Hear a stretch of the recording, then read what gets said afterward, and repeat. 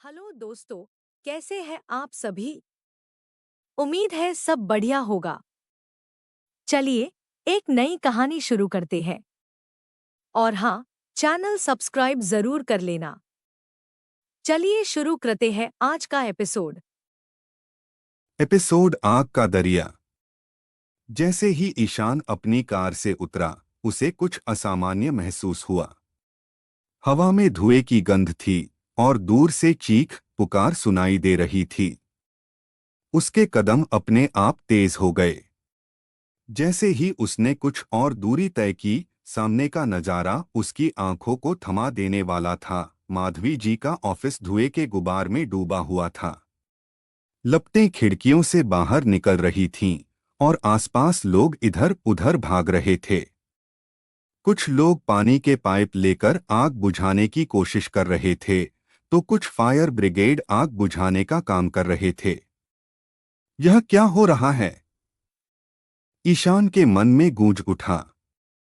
हवा में अफरा तफरी थी और पूरे स्टूडियो परिसर में एक भय का माहौल था। और फिर किसी ने चिल्लाकर कहा, अभी तक अंदर दो लोग फंसे हैं।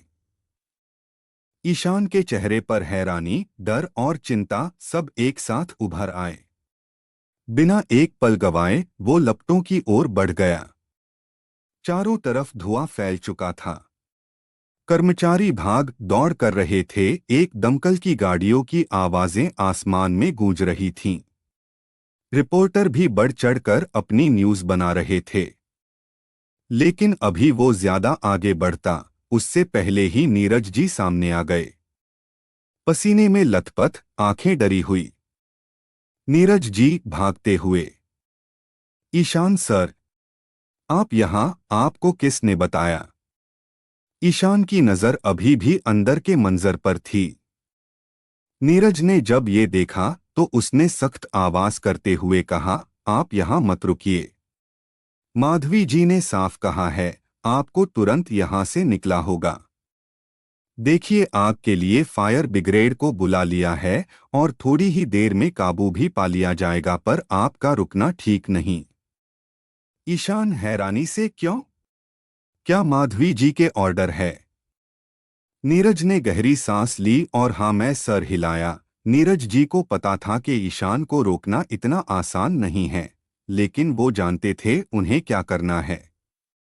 माधवी जी ने पहले ही आदेश दे दिया था, ईशान को इस सब से दूर रखना है। माधवी जी को डर था कि ये कहीं माफियाओं की अगली चाल हो सकती है।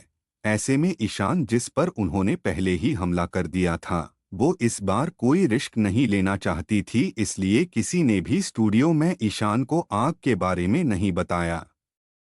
ईशान के चेहरे पर चिंता साफ दिख रही थी, लेकिन नीरज के ऑर्डर के आगे वो बेबस हो गया था।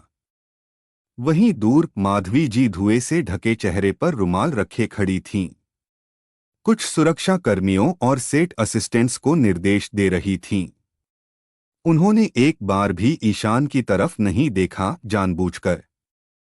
ईशान ने फिर से नजरें दौड़ाई, पर माधवी जी तक पहुंचना मुमकिन नहीं था।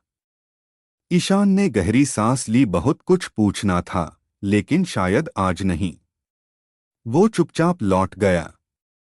पीछे धुएं की दीवार पर सच्चाई थी, जो उससे छिपा दी गई थी। वहीं कुछ देर बाद नीरज जी भी तेज कदमों से उनके पास पहुंचे। माधवी तेज स्वर में, ईशान गया। नीरज जी मैम, मैंने उन्हें सीधे सेट पर सिक्योरिटी के साथ भेज दिया है। माधवी गहरी सांस लेते हुए, ठीक किया।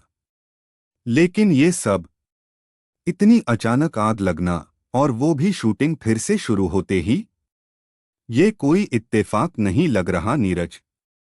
नीरज, आपको शक है किसी पर?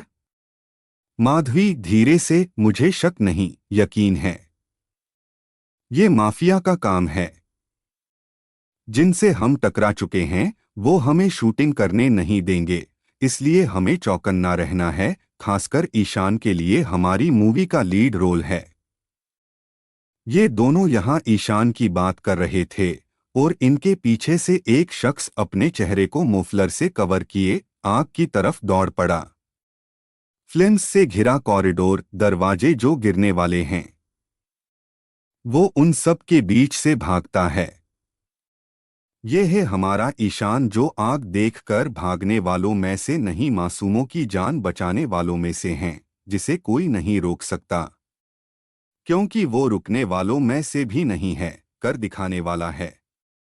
माधवी जी को लगता था कि ईशान उनकी मूवी का हीरो है, पर उन्हें इस बात की कहाँ खबर थी कि ईशान इस मुंबई का हीरो है और वो अपने लोगों को इस मुसीबत में कैसे छोड़कर जा सकता है।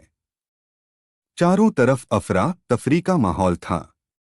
फायर ब्रिगेड की गाड़ियां अपनी पूरी ताकत से लगी थीं, लेकिन बिल्डिंग के कुछ हिस्सों से अब भी धुआं उठ रहा था।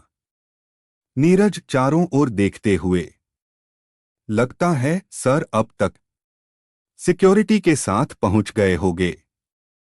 माधवी जी थोड़ी राहत की सांस लेते हुए, अच्छा है वो यहां नहीं है।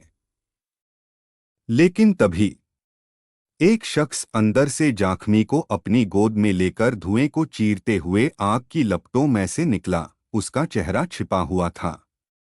उसके चेहरे पर मफलर बंधा हुआ था, आंखों में आग और हाथ में एक माइक।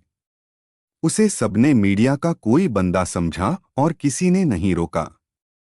नीरज जी ने कहा, आज के जमाने में ऐसे रिपोर्टर भी होते हैं जो अपनी न्यूज़ छोड़कर लोगों की जान बचाने में लगे हुए हैं। नीरज जी तो हमारे ईशान को नहीं पहचान पाए, लेकिन माधवी जी को शक सा हुआ। उसके कद, उसकी चाल, उसकी आंखों में फैल रहे तूफान को वो हल्का हल्का भाप रही थी। ईशान को भी ये सब समझ आ गया था। वो जानता था यह कोई हादसा नहीं था, साजिश थी। बाहर मीडिया वालों की भीड़ जमा हो चुकी थी। रिपोर्टर एक, हमें सूचना मिली है कि आग लगने के पीछे किसी बड़ी साजिश का हाथ हो सकता है। रिपोर्टर दो, अभी अभी अंदर एक नकाबपोश घुसा है, हो सकता है वही असली गवाह हो। लेकिन किसी को अंदाजा नहीं था कि वो नकाबपोश और कोई नहीं, ईशान था। धुआं, चीख पुकार और अफरा तफरी के बीच ईशान आग में झुलसे लोगों को अपनी जान की परवाह किए बिना एक एक करके एम्बुलेंस तक पहुंचा रहा था। उसके कपड़े राख से सने हुए थे और चेहरा एक गहरे मफलर से ढका हुआ था। माइक जो वो अंदर अपने सबूत के तौर पर लाया था, वो उसने लपटों में फेंक दिया। एम्बुलेंस के पास आखिरी झुलसे शख्स को वो धीरे धीरे उठाया। उसके चेहरे पर धुआं और पसीने की परत थी, हाथ कांप रहे थे, लेकिन हौसला अब भी कायम था। तभी जैसे ही वो उस शख्स को स्ट्रेचर पर लिटाकर झुका, हवा का एक तेज झोंका आया और उसका मफलर चेहरे से फिसलकर गिर गया। कुछ कदम दूर खड़ा कपिल, जो अब तक उसे बस एक साहसी शख्स समझ रहा था, हक्का बक्का रह गया। कपिल आश्चर्य से, ईशान, ईशान सर। ईशान ठिठक गया, पीछे मुड़कर देखने लगा। उसकी नजर कपिल से टकराई। ठीक उसी वक्त पीछे खड़ी नैना के कानों में भी उसकी आवाज पड़ी। नैना का चेहरा एक झटके में ऊपर उठ गया। ईशान। ईशान कुछ कहे बिना ही कपिल को आंखों के इशारे से समझा दिया, जिससे कपिल भी उसकी बात पर चुप हो गया, जैसे उसने ईशान को देखा ही नहीं। पर नैना ये सुन चुकी थी। उसकी नरज ईशान पर जम गई थी, जो तेजी से मुड़ा और वापस अंदर की ओर भागा, क्योंकि अब भी कुछ लोग अंदर फंसे हो सकते थे। हैरानी, उलझन और कहीं न कहीं छिपा हुआ गर्व। नैना की आंखों में तीनों भाव एक साथ उभर आते हैं। नैना उसे देखती रही। उसके दिल से एक आवाज आई, तुम आज भी नहीं बदले ईशान। कॉलेज में भी ईशान एक ऐसा दोस्त था जो अपनी दोस्ती को जान से ज्यादा चाहता था और लोगों के लिए अपनी जान भी दे सकता था।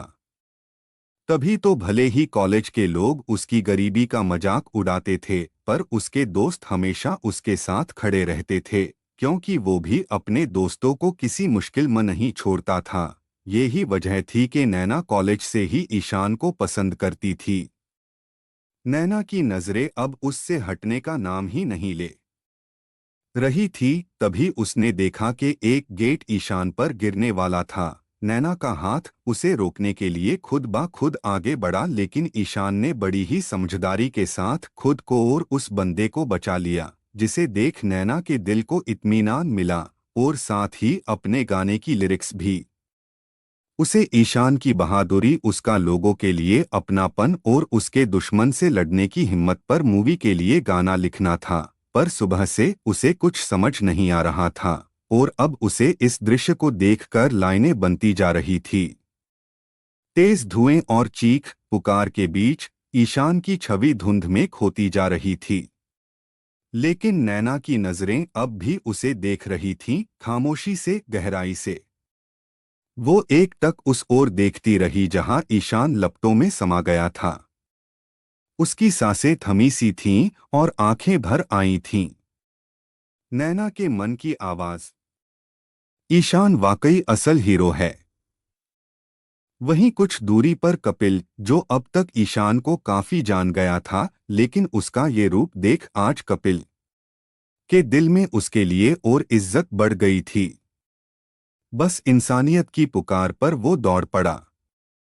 कैसे बिना डरे, बिना सोचे, जान की परवाह किए बिना दूसरों की जान बचाई। कपिल के मन की आवाज। पर आज आज इसने बता दिया कि ये सिर्फ एक हीरो नहीं, एक इंसान भी उतना ही बड़ा है। उसका दिल भीग गया। उसे एहसास हुआ, बहुत कम लोग होते हैं जिनका दिल इतना बड़ा होता है, जो दूसरों का दर्द अपने जैसा महसूस करें। ईशान ने एक के बाद एक लोगों की जान बचाई। तभी पीछे से एक लेडी माधवी जी के पास आई। एमएम मेरी बच्ची, वो रोते हुए कह रही थी। माधवी जी ने हैरानी से पूछा, तुम्हारी बच्ची ऑफिस में क्या कर रही है? वो लेडी रोते हुए बोली, वो एमएम में उसे आज ऑफिस लेकर आई थी और ये सब हो गया, पता नहीं कहाँ है। एमएम प्लीज मेरी बच्ची को बचा लीजिए। माधवी जी उस विश्वास दिलाते हुए बोली। फायर ब्रिगेड आग बुझा रहे हैं, देखते क्या होता है।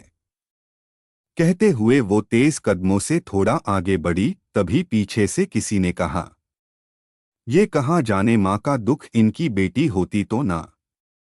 ये लफ्ज जैसे माधवी जी के कानों में चुभ गए। उन्होंने पीछे मुड़कर देखा तो भीड़ खामोश हो गई। यहाँ ईशान ने पूरा ऑफिस चेक कर लिया था, कोई भी नहीं था। वो बड़ी ही सावधानी के साथ बाहर जा रहा था, तभी उसे एक बच्ची की आवाज सुनाई दी, जो डरी हुई सहमी सी एक कोने में खड़ी थी और उस तक पहुंचने के सारे रास्ते आग के गहरे में थे। कमरे में चारों तरफ धुआं और आग। एक कोना जल रहा था, वहीं से आग फैल रही है। दूसरे कोने में एक छोटी बच्ची सना दीवार से चिपकी खड़ी थी। उसके और ईशान के बीच जमीन पर जलती हुई लकड़ियां और आग की लपटें थी। ईशान दो पल के लिए सोचने लगा। चारों तरफ रास्ता बंद था, पर उस बच्ची की आंखों में डर और भरोसा दोनों नजर आ रहा था। ईशान खुद से बड़बड़ाता हुआ, डर उसे लग रहा है, लेकिन फर्ज मेरा है। ईशान अपनी जैकेट को गीले कपड़े में लपेटता हुआ जमीन पर जलती लकड़ियों पर फेंक देता है। एक पतली लाइन बनती है जिससे वो आग पर पैर रख सके। लेकिन तभी ऊपर से एक लकड़ी की आग से लिपटी हुई नीचे की तरफ गिर रही थी। ईशान ने जैसे ही उस बच्ची को देखा तो वो लकड़ी उस पर ही गिरने वाली थी। ईशान ने दूर से उसे हटने का इशारा किया, पर वो डरी हुई बच्ची कुछ नहीं समझ पाई। तभी वो लकड़ी एकदम से टूट के गिर गई। ईशान जोर से चिल्लाया। अब देखे आगे, क्या ईशान बचा पाएगा उस मासूम को? क्या वो लकड़ी गिर जाएगी उस बच्ची के ऊपर? अगर हाँ तो क्या करेगा ईशान? क्या उसे इस बात का गिल्ट सताएगा? किसकी थी ये चाल? क्या इसके पीछे निशा का हाथ था, या माफिया ने करवाया था, या फिर कोई नया दुश्मन जो अभी तक सामने नहीं आया? इन सभी सवालों के जवाब जानने के लिए सुनते रहिए आगे। एपिसोड नकब पोश। अंदर धुआं भर चुका था। चारों तरफ आग की लपटें और गिरती लकड़ियां थीं। ईशान अब तक कई जिंदगियां बचा चुका था, लेकिन तभी उसे दूर कोने से एक छोटी बच्ची की सिसकती आवाज सुनाई दी। एक बड़ी जली हुई बीम कहीं भी गिर सकती थी। उसके और बच्ची के बीच पूरा रास्ता आग की दीवार बन चुका था। ईशान अपनी जैकेट को गीली कर जमीन पर जलती लकड़ियों पर फेंक दी। एक पतली लाइन बन गई जिससे वो आग पर पैर रख सके। फिर उसने अपने हाथ पर एक गीला कपड़ा बांधा, एक लोहे की रॉड पकड़ी और तेजी से आग के बीच में से उस गिरने वाले लकड़ी को हटा दिया। हर कदम पर आग की लपटें उसे छू रही थीं, लेकिन वो नहीं रुका। ईशान लपटों के बीच से दौड़कर उस कोने तक पहुंच गया। बच्ची रोते हुए उसे देखती रही और ईशान तुरंत उसे गोद में उठाकर अपने चेहरे से मफलर हटाकर एक मुस्कान दी जो भरोसे की तरह थी। चलो मैडम, हीरो आ गया आपको लेने। अब रोना बंद और आंखें भी। वो बच्ची मुस्कुरा दी, पर अगले ही उसने ईशान को कसकर पकड़ लिया। अब वापस आना और खतरनाक था। आग और फैल चुकी थी। ईशान ने एक टूटी हुई मेज उठाई, उसे ढाल बनाकर उसे आगे करके लपटों के बीच से बच्ची को सीने से लगाए बाहर निकलने की कोशिश करने लगा। एक बार उसका हाथ झुलसा, लेकिन वो बच्ची को जरा भी हिलने नहीं देता। जैसे ही वो बाहर आया, फायर ब्रिगेड दौड़कर उनकी मदद करने लगी। बच्ची की मां चीखती हुई आई और उसे गले लगाने लगी। ईशान थका हुआ था, लेकिन मुस्कुरा रहा था। ईशान को कोई अवार्ड नहीं मिलेगा, लेकिन आज उसे एक मां की दुआ मिली थी और एक मासूम मुस्कान जो किसी मेडल से कम नहीं थी। इसी के साथ ये आग का सिलसिला खत्म होता है और आग बुझने के बाद लोग अपने अपने घर के लिए रवाना हो जाते हैं। सब उस निकाब पोश की हिम्मत की ही बातें कर रहे थे, ऊपर किसी ने भी उसका चेहरा नहीं देखा था। माधवी जी ने नीरज को काम में लगा दिया और नीरज जी ने कपिल को। निशा भी हैरान थी कि इस बार तो उसने भी कुछ नहीं करवाया, फिर ये सब किसने किया। वो सोच में पड़ गई थी। वो भले ही बुरी थी, पर इतनी बुरी नहीं कि जहां वो काम करती है वही आग लगा दे। उसकी दुश्मनी तो ईशान के साथ थी और उसी को वो सबक सिखाना चाहती थी। उसके अलावा उसने कुछ और प्लान नहीं किया था। यहाँ नैना जैसे ही अपने घर लौटी, उसने बिना कुछ करे ही सीधा अपने रूम में गई और एक पेन कॉपी पकड़ ली और धीरे धीरे अपने सामने हो रहे हर लम्हे को अपने कलम की नोक से पन्नों पर सजाने लगी।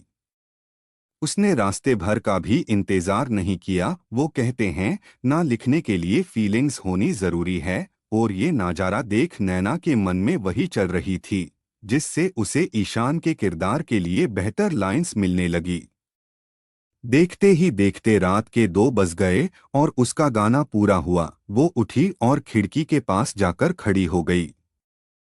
उसकी आंखों में ईशान का चेहरा आ रहा था कि किस तरह उसने बिना अपनी जिंदगी की परवाह किए ऐसे लोगों को बचाया जिन्हें वो जानता भी नहीं। अगले दिन जब ईशान अपने हाथ की बैंडेड कर नाश्ते के लिए नीचे आया तो देखा कि अदिति, माया, राजेश जी और उनके लिए चाय लाती हुई कलावती सब हॉल में बैठे थे। ईशान भी उनके बीच आकर बैठ गया। राजेश जी ने उसे देखते ही कहा, आओ आओ बैठो ईशान। अरे जरा ईशान के लिए भी नाश्ता लिया, उन्होंने आवाज लगा के कलावती से कहा, जो किचन में लगी हुई थी। पर अब वो अकेली नहीं थी। भले ही माया या अदिति कुछ नहीं करती, पर जब से शिवानी आई थी कलावती को कंपनी मिल गई थी, इसलिए वो शिवानी और ईशान से ज्यादा नहीं चिढ़ती थी। उनके कहते ही शिवानी एक ट्रे में चाय और पराठे ले आई। यहाँ सब टीवी पर लगे हुए थे और वहाँ माधवी जी फिर एक नई इन्वेस्टिगेशन में उन्होंने सारे फुटेज मंगा लिए थे उनके साथ बाकी सबको भी ये जानने की बेचैनी थी कि आखिर ये आग लगी कैसे। वहां ईशान भी नाश्ता पूरा कर माधवी जी की तरफ ही निकलने वाला था। वो ऊपर गया और अपना फोन और कुछ सामान लेने के लिए वापस लौटते समय उसे ऊपर ही एक आवाज सुनाई दी, टीवी की आवाज जिसे पर न्यूज चल रही थी। और खास बात ये थी कि ये न्यूज माधवी जी की थी, जिनके यहाँ सभी फैन थे। फिर भला उनकी न्यूज कैसे छोड़ देते। ईशान अपने रूम से बाहर निकला ही था, तभी उसे भी ये आवाजें आने लगी। वो एक पल के लिए ऊपर ही खड़ा होकर नीचे चल रही न्यूज देखने लगा। उसे डर था कि कहीं उसका चेहरा तो नहीं आया होगा। सभी किसी खबर को बेहद गंभीर थे। टीवी पर ब्रेकिंग न्यूज चल रही थी। मुंबई की जानी मानी फिल्म प्रोड्यूसर माधवी मारिया के ऑफिस में लगी भीषण आग, कई लोग घायल।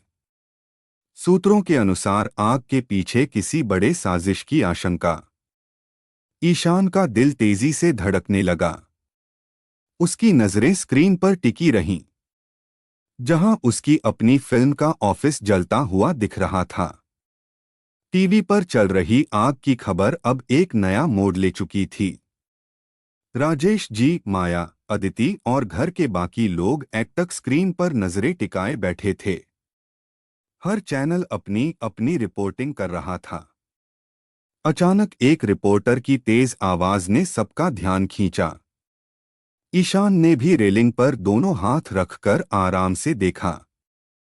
आप देख रहे हैं इस वीडियो में, जब सब पीछे हट रहे थे, तब एक चेहरा सामने आया, जिसने जान की परवाह किए बिना कई जिंदगियां बचाईं।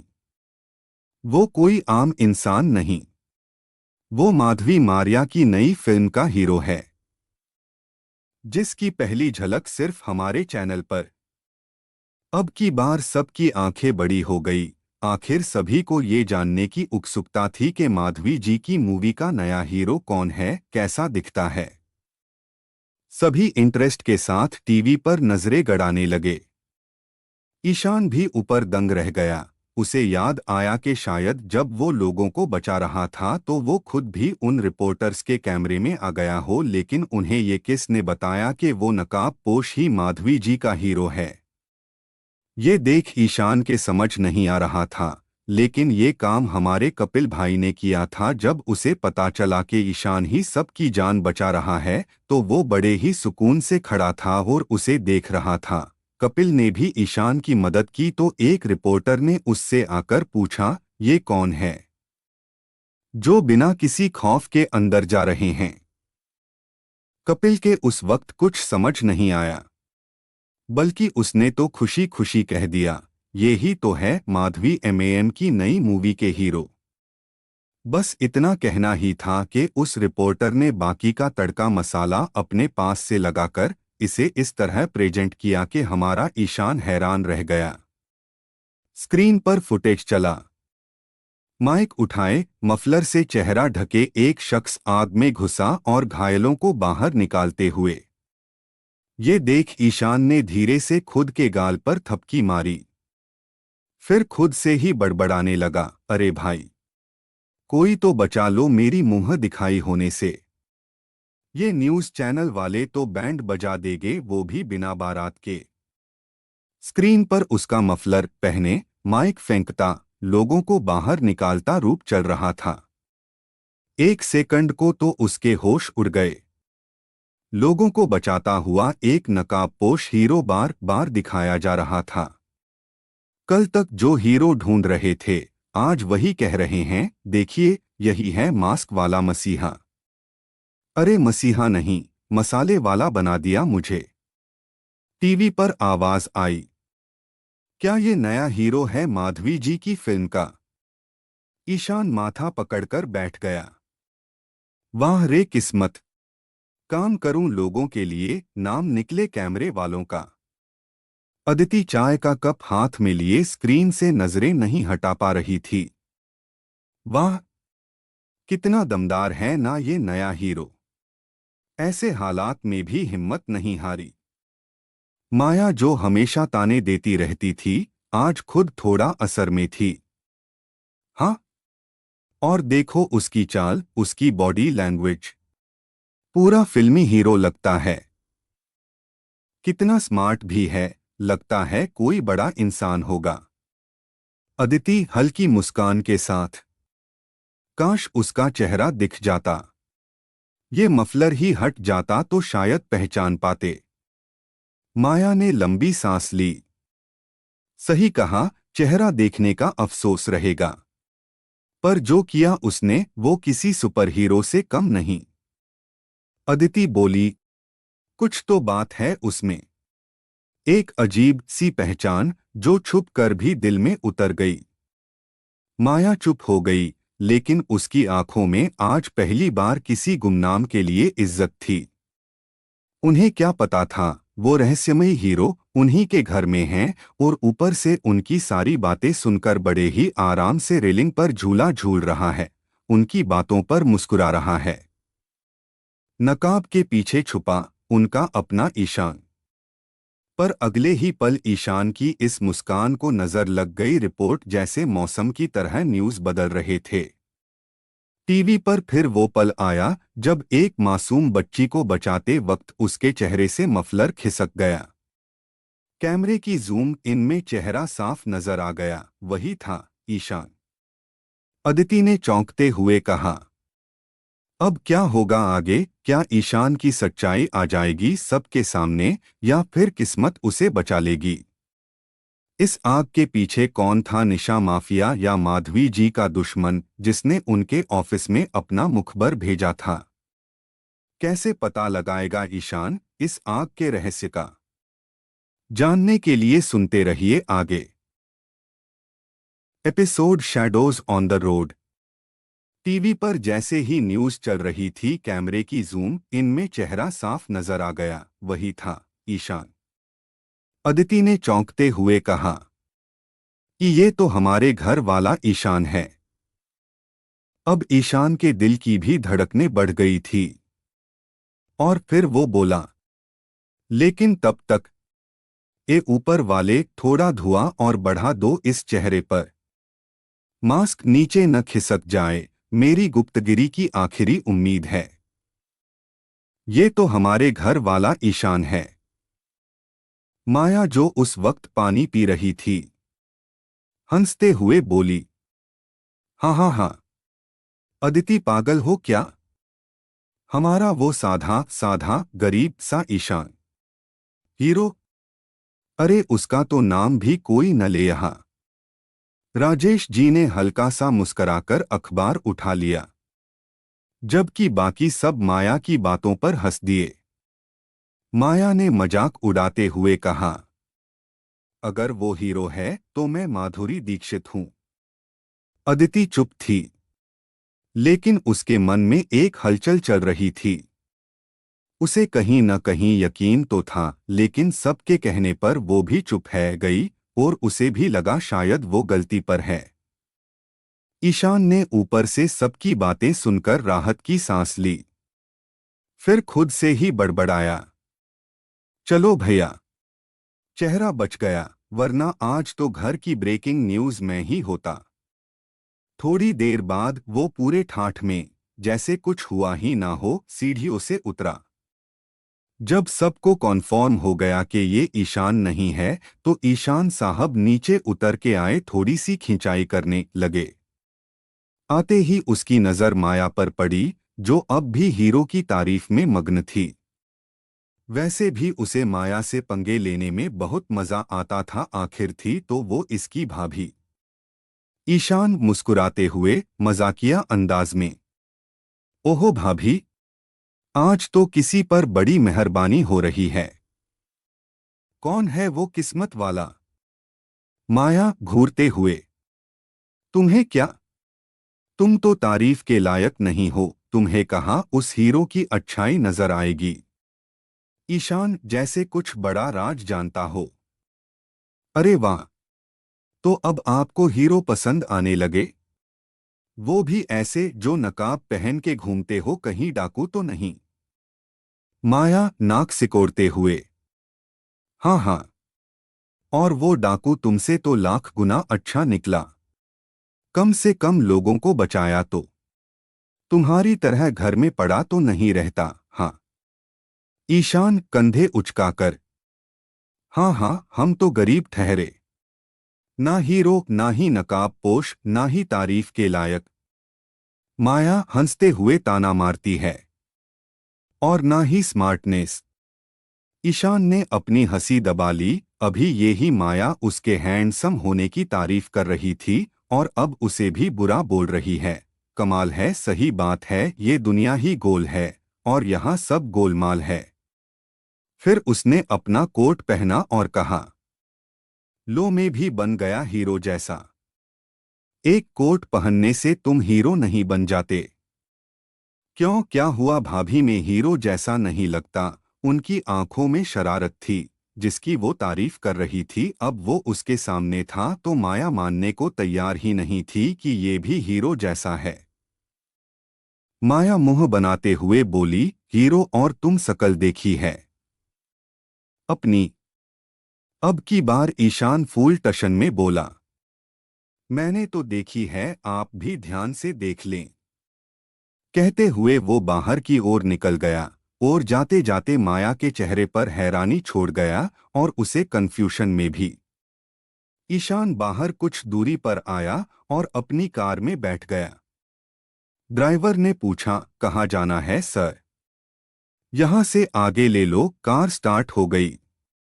ईशान कार की पिछली सीट पर बैठा, सिर खिड़की की ओर टिकाए, खामोशी से कल की आग का मंजर दोहरा रहा था। जलते ऑफिस, भागते लोग और वो बच्ची जिसकी आंखों में डर नहीं, ईशान पर भरोसा था, वो सब आंखों के सामने घूम गया। ईशान धीरे से बड़बड़ाता हुआ, कल जो हुआ, क्या वो कोई इत्तेफाक था या कोई वार्निंग? तभी मोबाइल की घंटी बजी। स्क्रीन पर लिखा था, अनाया इंस्टीट्यूट। ईशान ने फोन उठाया। ईशान, हाँ अनाया, सब ठीक? अनाया प्रोफेशनल टोन में, सर आपने जो मीटिंग अरेंज करने को कहा था स्टाफ के साथ, क्या आज 10 बजे ठीक रहेगी? बच्चों के नए एडमिशन और स्ट्रक्चर पर भी बात करनी है। ईशान, हाँ, पर ध्यान रहे अनाया, अब ये इंस्टीट्यूट सिर्फ अमीरों का नहीं रहेगा। हम गरीब बच्चों को फ्री स्कॉलरशिप देंगे और ये बात हर स्टाफ को आज क्लियर हो जानी चाहिए। अनाया, जी सर, मैं समझ गई। मीटिंग 10 बजे तय मानो? ईशान, हाँ, मैं टाइम पर पहुंच जाऊंगा। अनाया। फोन कट गया। कार हाईवे रोड पर आ चुकी थी। ईशान कार की खिड़की से बाहर देखने, सिग्नल पर खड़े बच्चे, किताबें बेचते हुए और एक हल्की सी मुस्कान उसके होठों पर फैली हुई। अब वक्त है इस इंस्टीट्यूट को एक मिशन बनाने का। क्या करना चाहता था ईशान? उसके मन में आखिर क्या चल रहा था? बचपन में गरीबी के कारण वह अच्छी शिक्षा से महरूम रहा था, तो क्या अब वो किसी और के साथ ये अन्याय नहीं होने देने वाला था? कार तेजी से इंस्टीट्यूट की ओर बढ़ गई और कहानी एक नए मोड़ पर भी पहुंच गई जहां ईशान अपने सामने का पहला कदम उठाने वाला था।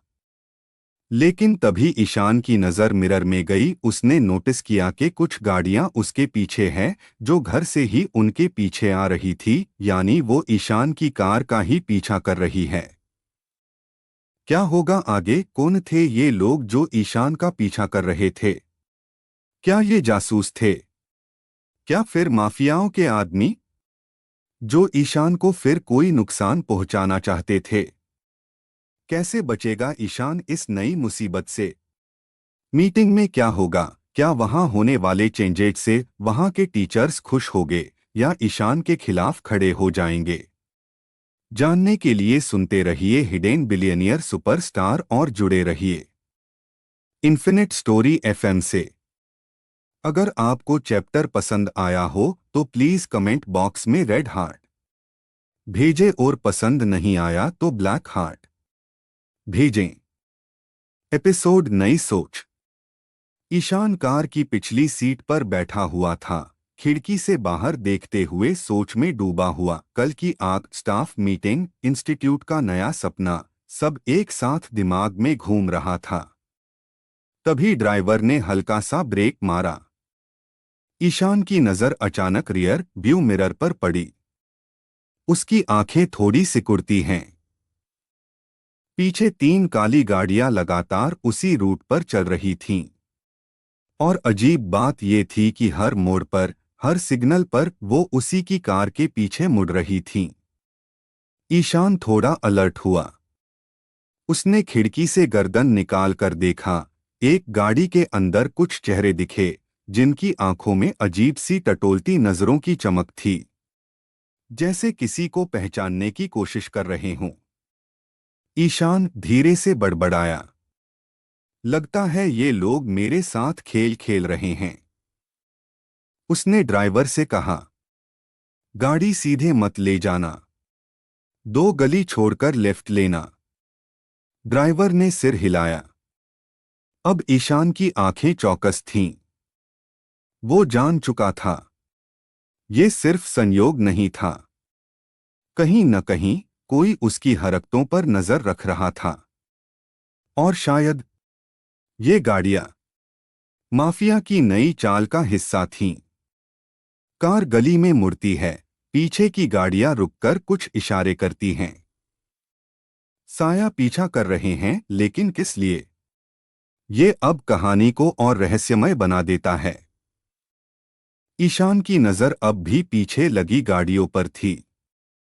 उनकी हर हरकत, हर मोड़ पर साथ साथ घूमना, अब ये सिर्फ संयोग नहीं लग रहा था। उसका दिल धड़कने लगा। पहले शूटिंग पर हमला, फिर ऑफिस में आग, और अब पीछा। वो खुद से बुदबुदाया, लगता है अब ये सीधा खेल नहीं रहा। उसने तुरंत ड्राइवर की ओर झुककर धीरे से कहा, सुनो, अब जैसे मैं कहूं वैसा ही करना। गाड़ी गायब करनी है, समझा? ड्राइवर चौंक गया। सर? ईशान, सीधा मत ले जाना। अगले मोड़ पर गाड़ी छोड़ देनी है, ताले लगा के फिर हम दूसरी तरफ से निकलेंगे, पैदल। ड्राइवर ने सिर हिलाया। ईशान ने झट से अपनी जैकेट की टोपी चढ़ाई, चेहरा हल्का सा कवर किए। अगला मोड़ आया। ड्राइवर ने गाड़ी स्लो की और साइड में एक पुरानी इमारत की आड़ में ले जाकर पार्क कर दी। ईशान, अब यहां से पीछे से निकलते हुए शॉर्टकट लेता है। गाड़ियां पीछे आती रहीं, लेकिन उन्हें सामने गाड़ी नहीं दिखी। ईशान ने शेरदिली के साथ पीछे देखा। जो गीदड़ उसका पीछा कर रहे थे, उन्हें वो बस हड्डी दे गया। 3 गाड़ियां आकर एक दूसरे से कुछ इशारे करने लगीं।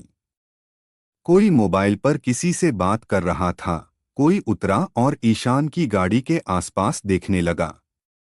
ईशान दूसरी गली से मुड़ते हुए मन में, अब खेल असली है। और शायद ये वही लोग हैं जो नहीं चाहते कि मैं आगे बढ़ूं। ईशान अब छाया की तरह उस साये से दूर निकल चुका था। पर ये पीछा क्या वाकई माफिया का था, या कोई और चाल? वो वाकई पीछे हट गए, या अगले मोड़ पर नया रहस्य इंतजार कर रहा था? इंस्टीट्यूट का कॉन्फ्रेंस हॉल, पहली मीटिंग। हॉल में माहौल थोड़ा उत्सुक और थोड़ा भारी है। कुछ टीचर उत्साहित हैं, कुछ असहमत। एक लंबी टेबल के छोर पर बैठा है ईशान। सादा कुर्ता, गंभीर चेहरा, मगर आंखों में वो चमक जो कुछ अलग करने वालों की होती है। ईशान धीरे से बोलना शुरू करता है, लेकिन हर शब्द सीधा दिल में उतरता है। ईशान, धीमी आवाज मगर स्पष्ट लहजा। मैं पढ़ा नहीं हूं जितना गिरा हूं। मैंने किताबों से नहीं, हालात से सीखा है। और शायद यही वजह है कि मैं आज यहां बैठा हूं, आप सबके साथ कुछ नया बनाने के लिए, जो सिर्फ स्कूल नहीं, एक आश्रय हो। कमरे में सब ध्यान से सुनने लगते हैं। ईशान आगे कहता है, बच्चों के पास आज सब कुछ है, किताबें, लैपटॉप, कोचिंग, लेकिन फिर भी वो अंदर से अकेले हैं, डरे हुए हैं। क्यों? वो थोड़ी देर रुकता है, फिर गहरी सांस लेकर कहता है, क्योंकि हम उन्हें सुनते नहीं। हम उनके नंबर देखते हैं, पर उनकी आंखों का डर नहीं। हम उन्हें डिसिप्लिन सिखाते हैं, पर दर्द समझने का टाइम नहीं निकालते। अब उसकी आवाज थोड़ी भावुक हो जाती है। मैं चाहता हूं यह जगह ऐसी बने जहां कोई बच्चा ये न कहे कि मैं समझा नहीं गया। जहां टीचर सिर्फ पढ़ाए नहीं, मित्र भी बने। जहां गलती पर डांट नहीं, दूसरा मौका मिले। जहां एक कमजोर बच्चा शर्मिंदा न हो, बल्कि सब उसे थाम कर चलें। ईशान थोड़ा मुस्कुराता है और कहता है, अब से यहां 3 चीजें हर क्लास में जरूर होंगी। एक एक बच्चा जो सवाल पूछे। 2 एक टीचर जो उसकी बात सुने। 3 और एक माहौल जो कहे all is not well, let's fix it together. कमरे में सन्नाटा है, लेकिन एक एक कर सभी तालियां बजाने लगते हैं। अनाया की आंखें भर आती हैं। शुक्ला जी थोड़ा मुस्कुराते हैं। एक सीनियर टीचर उठकर कहता है, हम आपके साथ हैं सर, पूरी तरह।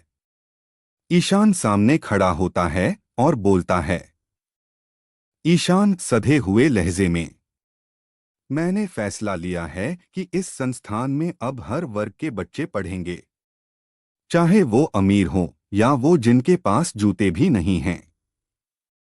कुछ टीचर चौंकते हैं, फुसफुसाहट शुरू हो जाती है। एक सीनियर टीचर थोड़े कड़वे स्वर में, ईशान सर माफ कीजिए लेकिन क्या ये सही होगा? इंस्टीट्यूट की हालत तो आप जानते ही हैं, फीस भी बमुश्किल आ रही है।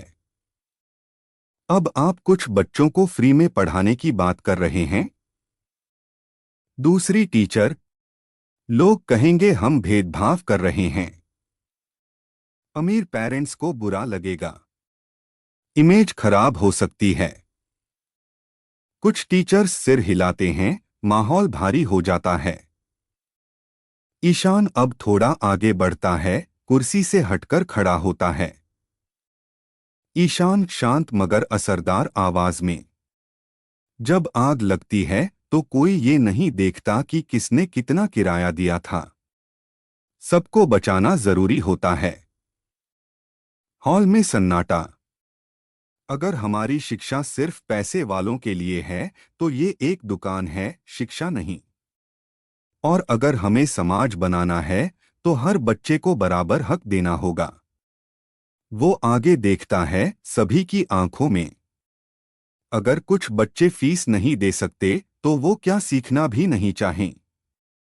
या हम उन्हें ये सिखाना चाहते हैं कि तुम गरीब हो, इसलिए तुम्हारे लिए यहाँ जगह नहीं है? अब अनाया धीरे से उठती है और समर्थन में बोलती है, अनाया, और अगर हम इन बच्चों को यहाँ नहीं लाएंगे तो कहाँ जाएंगे वो? गली में, कारखानों में, या फिर ऐसे लोगों के पास जो उनका सपना छीन लेंगे? कुछ टीचर्स अब सहमति में सिर हिलाते हैं। ईशान आखिरी लाइन कहता है, मैं जानता हूं हमारे पास अभी सब कुछ नहीं है, लेकिन जो हमारे पास है वो बांटने से घटेगा नहीं, बढ़ेगा। हम इसे और बढ़ा बनाएंगे, ऐसा जो सिर्फ इमारत नहीं, इंसान गढ़ेगा। मीटिंग रूम तालियों से गूंज उठता है, मगर कुछ चेहरे अब भी शांत थे जो शायद ईशान की बात से सहमत नहीं थे। उनमें से ही एक उठ खड़ा हुआ और ईशान से सवाल करने लगा, लेकिन ये होगा कैसे? मतलब हर बच्चा अच्छे नंबर नहीं ला पाता, कुछ ही है जो 90% तक पहुंचते हैं, बाकी के 60% 70% पर ही अटल जाते हैं। और कुछ तो अमीर पेरेंट्स के बिगड़े बच्चे भी होते हैं जो पढ़ते ही नहीं, 50% ही मुश्किल से लाते हैं। सर कैसे सबको हाई स्कोर करवाएं? क्या आप इस बारे में कुछ बता सकते हैं? ये सुन अब सबकी नजर ईशान पर गई। अनाया भी उसे ही घूर कर देख रही थी। क्या ईशान ने इसका भी सॉल्यूशन निकाल लिया था? ईशान ने एक गहरी सांस ली और नीचे देखने लगा। अब आगे क्या होगा? क्या इस इंसान ने ये सवाल जानकर पूछा था? क्या ये इंसान ईशान को शर्मिंदा करना चाहता था? क्या ईशान दे पाएगा इसका जवाब? अगर हाँ तो क्या उसने पहले से ही कुछ सोच रखा था, या जल्दी में कुछ भी कह देगा? ऐसे में क्या लोग उसका समर्थन करेंगे? वह लोग कौन थे? कोई पुराना दुश्मन या कोई अपने जैसा ताकतवर? अगर ये लोग माफिया के आदमी हैं तो ईशान अकेले कर पाएगा इन सब का सामना? क्या ये लोग ईशान को नुकसान पहुंचाने आए थे? अगर हाँ तो क्या होगा ईशान का? इन सभी सवालों के जवाब जानने के लिए सुनते रहिए आगे। Episode institute's meeting. Ishaan ने एक गहरी सांस ली और फिर अपनी फाइल ओपन करते हुए कहा, इसका भी जवाब है मेरे पास। ये सुन उस सवाल करने वाले के होश उड़ गए। क्या बाकी सब भी ईशान की तरफ ही देखने लगे कि इसका क्या जवाब होने वाला है? आखिर कैसे वीक स्टूडेंट्स को भी टॉपर्स बनाया जा सकता है? हमें पढ़ाई में कुछ चेंजेस करने होंगे, ईशान ने स्ट्रेट फॉरवर्ड होकर कहा। उसने अपनी फाइल के पन्ने पलटने शुरू किए। एक, हर बच्चा एक जैसा नहीं होता। Comparison kills confidence. समस्या, बच्चों की तुलना उसने 95% लाए, तुम क्यों नहीं? जैसी बातों से होती है। मेरी सोच, मैं हर बच्चे की ग्रोथ उसकी पिछली कोशिश से तुलना करूंगा, दूसरों से नहीं। दो, डर से नहीं, प्यार से सीखो। Strict teachers versus scared students. समस्या, डांटने और सजा से बच्चे चुप हो जाते हैं, लेकिन अंदर ही अंदर टूट जाते हैं। मेरी सोच, अगर बच्चा टीचर से डरेगा तो सवाल पूछेगा कैसे? 3, कम बोलने वाला बच्चा भी कुछ कहता है, क्वाइट डजंट मीन वीक। समस्या, जो बच्चे शांत होते हैं उन्हें अक्सर इग्नोर किया जाता है या बोरिंग कहा जाता है। मेरी सोच, हर आवाज तेज नहीं होती, कुछ खामोशियां भी हुनर रखती हैं। समस्या, बच्चे गलती करने से डरते हैं क्योंकि नंबर कटते हैं और टीचर नाराज होते हैं।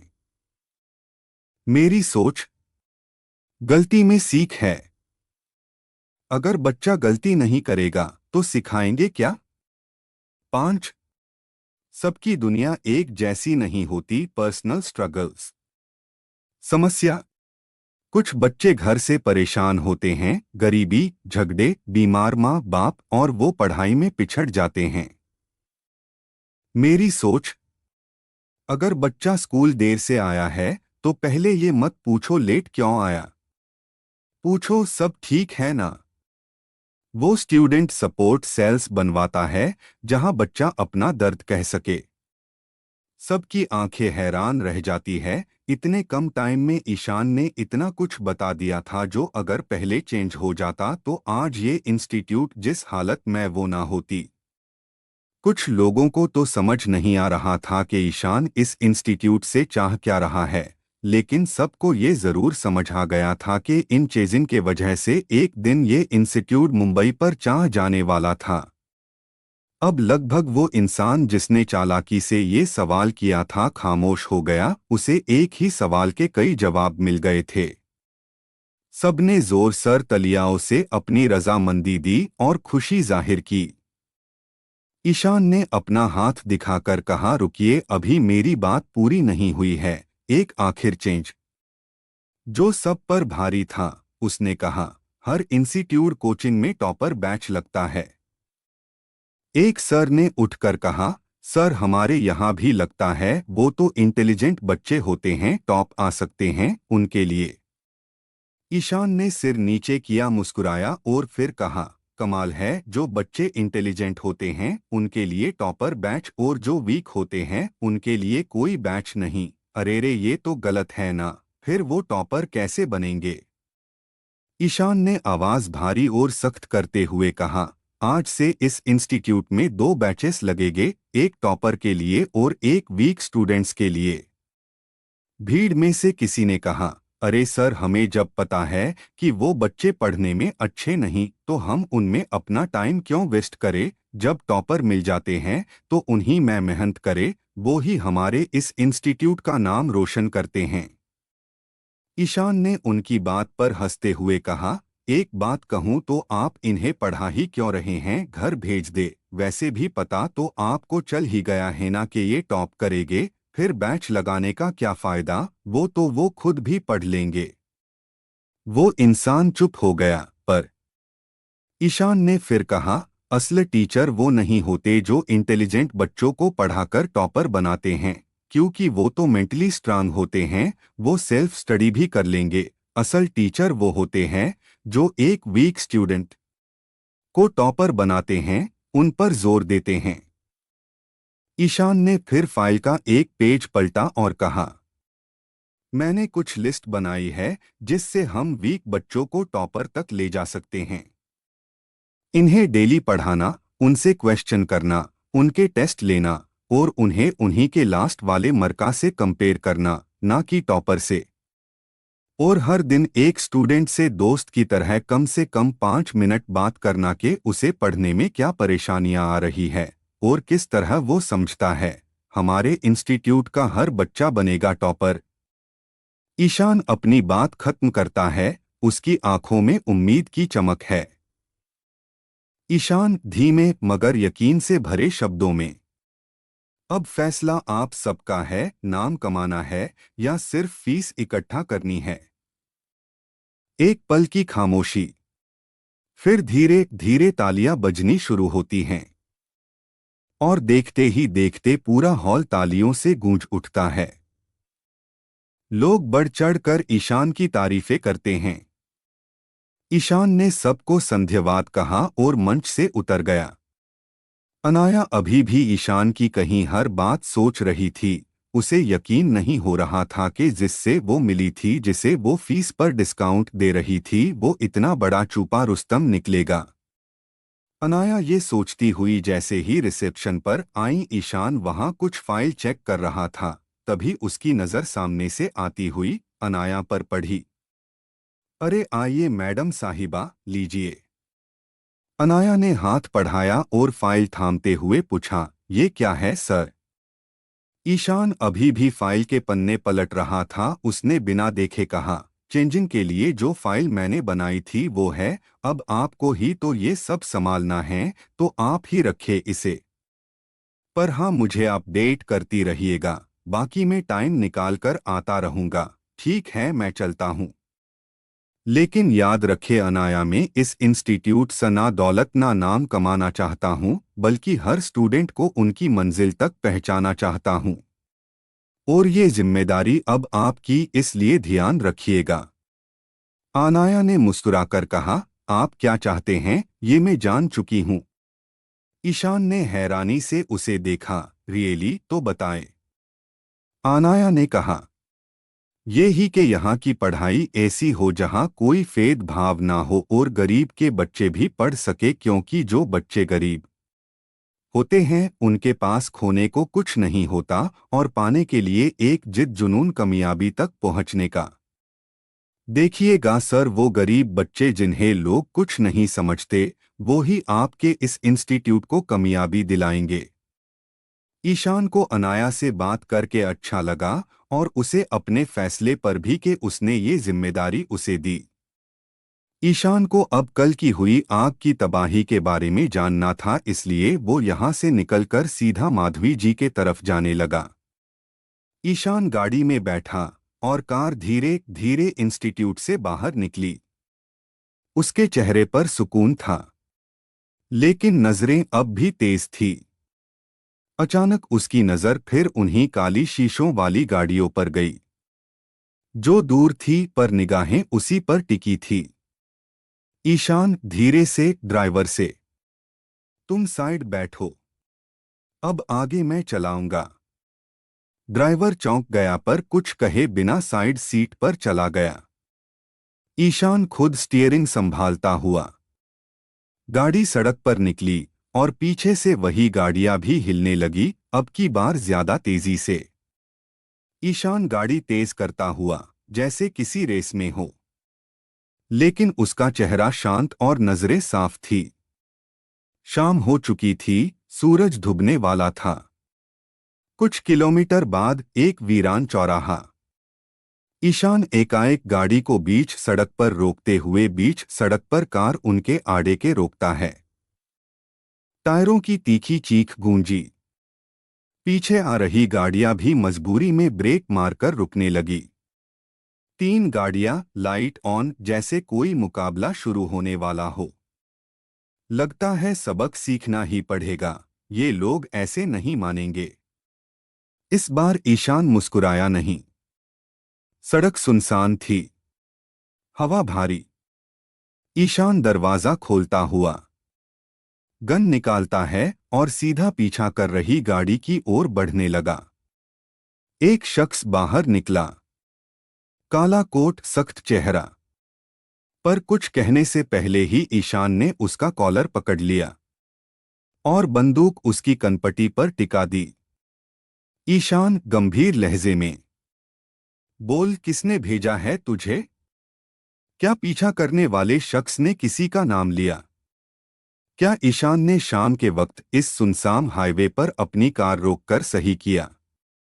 अगर ये लोग माफिया के आदमी हैं तो ईशान अकेले कर पाएगा इन सब का सामना?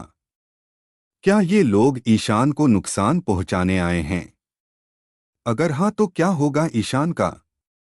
क्या इंस्टीट्यूट में कोई अंदरूनी व्यक्ति है जो उसके खिलाफ साजिश कर रहा है?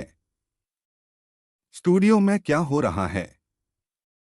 क्या माधवी जी ने आग के पीछे का राज जान लिया था? कौन था इसके पीछे? क्या आग माफियाओं ने लगाई थी? अगर हाँ तो अब ईशान का पीछा कर वो क्या चाहते थे? इन सभी सवालों के जवाब जानने के लिए सुनते रहिए हिडन बिलियनियर सुपरस्टार और जुड़े रहिए infinite story FM. Thank you.